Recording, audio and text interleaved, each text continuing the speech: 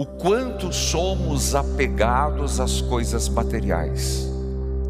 Ter bens não é um problema, é quando os bens tomam conta de nós, é quando nós não buscamos tesouros aos olhos de Deus, mas apenas aos olhos humanos. O que é juntar tesouro na terra?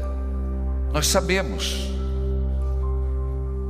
E São Basílio dizia: tudo aquilo que eu tiver que deixar e não puder levar no meu funeral é da terra. O que eu puder levar para o meu pós-morte é riqueza aos olhos de Deus. São Basílio, antiquíssimo.